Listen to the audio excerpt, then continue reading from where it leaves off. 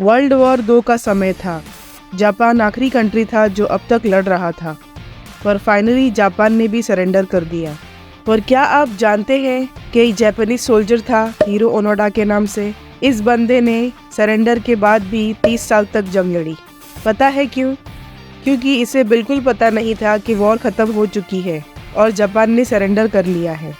तो आइए और देखते हैं कि जापानी सोल्जर होने के बावजूद भी इन्हें कैसे नहीं पता था कि जंग ख़त्म हो चुकी है, और इस बंदे ने उस 30 सालों में आखिर किया क्या, और कैसे उन्हें फाइनली पता चला कि वॉर ख़त्म हो गई है। हीरो ओनोडा जापानीज सिटीजन थे और चाइनीज ट्रेडिंग कंपनी में काम करते थे। 20 साल की उम्र में उन्हें जापानीज आर्मी ज्वाइन करने को कहा गया और उन्होंने बिना कुछ सोचे समझे अपनी जॉब क्विट की और आर्मी ज्वाइन कर ली। उन्हें नाकानो स्कूल में as an imperial army intelligence officer की ट्रेनिंग दी गई। इस स्पेशलाइज्ड ट्रेनिंग में उन्हें सिखाया गया कि कैसे इंटेलिजेंस कलेक्ट किया जाए और कैसे गुरिल्ला वॉरफेयर को अंजाम दिया जाए। 26 दिसंबर 1944 ओनोडा को फिलीपींस के लुबांग आइलैंड भेजा जाता है और उनको उनकी कमांडिंग ऑफिसर मेजर योशिमी तानीगुची से एक ऑर्डर मिलता है और एक मैसेज।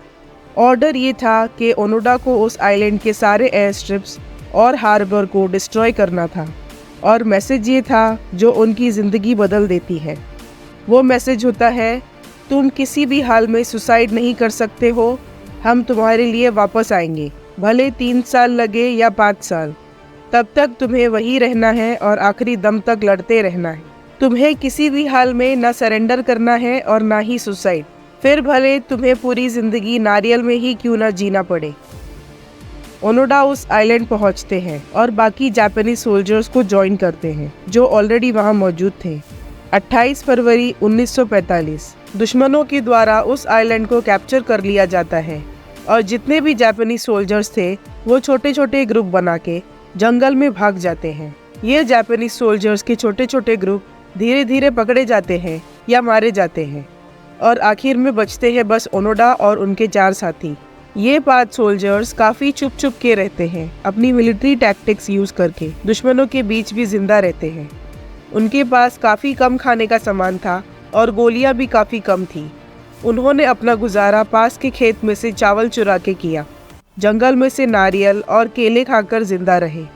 इसी बीच उनके ऊपर कई हमले हुए, पर वो हमेशा बच निकलते थे। अक्टूबर 1945 में उन्हें एक चिट्ठी मिलती है लोकल लोगों से, जिसमें लिखा होता है कि जंग 15 अगस्त को ही ख़त्म हो चुकी है, आप लोग पहाड़ियों से नीचे आ जाओ।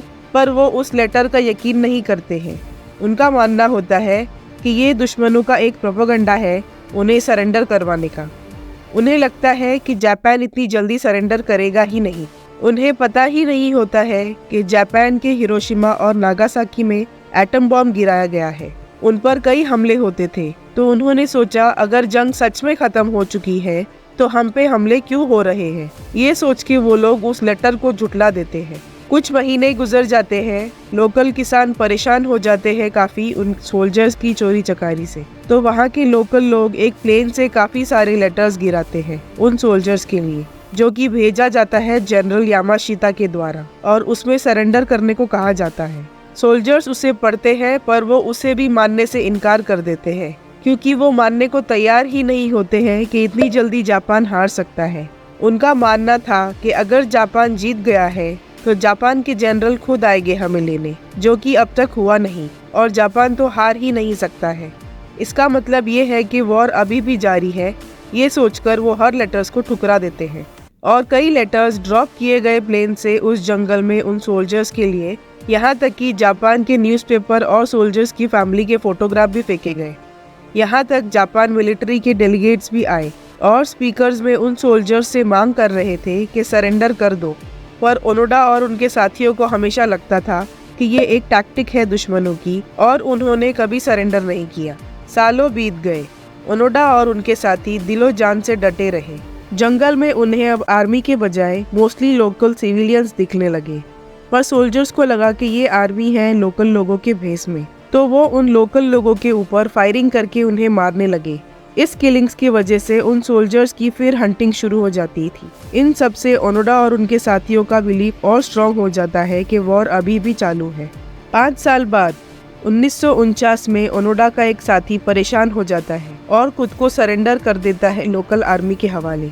ये देख ओनोडा और उनके बचे साथी और सतर्क हो जाते हैं और गहरी जंगल में चले जाते हैं छुपने के लिए। 5 साल बीत जाते हैं। ओनोडा के 2 और साथियों की हत्या हो जाती है। अब बचते हैं बस ओनोडा और उनका एक साथी। 17 साल बीत जाते हैं। ये दोनों चुप चुप के रहते हैं। नारियल, केला और लोकल्स का चुराया हुआ मीट और राइस खाकर जिंदा रहते हैं। वो यही सोचकर बैठे थे कि जापान और ट्रूप्स भेजेगा उस आइलैंड में, वो उन्हें भी ट्रेन करेंगे और इस आइलैंड में फिर कब्जा जमाएंगे। वो दोनों बस उनके कमांडिंग ऑफिसर का वेट कर रहे थे जिसने उन्हें आइलैंड में भेजा था, ये कह के कि चाहे कुछ भी हो जाए सरेंडर मत करना, मैं आऊँगा तुम्हें लेने। अक्टूबर 1972, 27 साल बाद ओनोडा का आखिरी साथी भी मारा जाता है फिलिपिनो पेट्रोल ऑफिसर्स से लड़ते लड़ते।